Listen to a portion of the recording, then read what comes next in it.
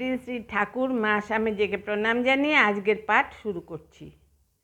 উত্তর ক্যালিফোর্নিয়ায় স্বামীজি কিছুদিন কাটিয়েছিলেন তখনকার ঘটনা।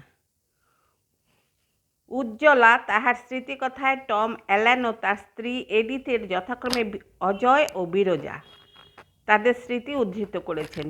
ওকল্যান্ডে স্বামীজি যখন বক্তৃতা আরম্ভ করেন তখন বিরজা অসুস্থ থাকায় অজয় একাই বক্তৃতা শুনতে যান। তিনি ইহাতে এতই মুগ্ধ হন যে গৃহে ফিরিয়া বিরজাকে বলেন, আমি এমন একজনকে দেখেছি যিনি মানুষ নন, দেবতা। বিরজা দ্বারা জিজ্ঞাসিত হইয়া অজয় বলিলেন, তিনি দুইটি অত্যাশ্চর্য কথা শুনিয়া আসিয়াছেন। এক, ভালো আর মন্দ হইল একই বস্তুর এপিঠ আর ওপিঠ, যদিও হোম অফ ট্রুথের মতে সবই মঙ্গলময়, অমঙ্গল বলিয়া কিছু নাই। আর একটা কথা ছিল যে গরু কখনো মিথ্যা কথা বলে না, কিন্তু সে গরুই থাকিয়া যায়। মানুষ মিথ্যা বলে, আবার সেই দেবতা হইতে পারে। তখন হইতেই অজয় বক্তৃতাকালে স্বামীজির ঘোষণাকারীর পদ লইলেন এবং সুস্থ হইয়া বিরজা বক্তৃতায় যাইতে আরম্ভ করিলেন। বাসস্থানে ফিরিবার কালে স্বামীজি একদিন বিরজাকে দ্বারে দণ্ডায়মানা দেখিয়া বলিলেন, মহাশয়া, আমার সহিত সাক্ষাৎকারের ইচ্ছা থাকলে আমার বাসস্থানে আসবেন, ওখানে টাকা দিতে হয় না। বিরজা বলে, কবে আসবো? স্বামীজি বলল, কাল সকাল 9টায়। তদাবধি বিরজা সেখানে যাইতেন ও উপদেশ লাভ করিতেন। একবার স্বামীজি বলেছিলেন, আমি এমন একজনের শিষ্য যিনি নিজের নামও লিখতে পারতেন না, অথচ আমি তার জুতো খোলারও অধিকারী নই। কতবারই না মনে হয়েছে, আমি যদি আমার বুদ্ধিমত্তাকে গঙ্গা জলে বিসর্জন দিতে পারতুম।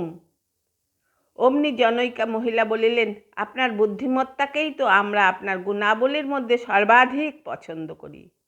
স্বামীজি উত্তর দিলেন, মহাশয়া, এর কারণ এই যে আপনিই আমারই মতো আহাম্মক। স্বামীজি যখন কিছুদিনের জন্য অ্যালামেডার হোম অফ ট্রুথে ছিলেন, সে সময় বিরজা রান্নাঘরে স্বামীজিকে সাহায্য করতেন এবং ওই উপলক্ষে অনেক কিছু শিক্ষা লাভ করতেন। রান্নাঘরে কাজের সময় সাধারণভাবে গল্পগুজব চললেও ওর মধ্যেই ক্ষুদ্র ক্ষুদ্র ঘটনা ও তুচ্ছ কথার মধ্য দিয়া উচ্চ তত্ত্ব বিরজার হৃদয় দৃঢ়াঙ্কিত হইয়া যাইত। একদিন কি একটা ভাজিবার সময় খানিকটা মাখন বিরজার পোশাকের উপর পড়িয়া গেল।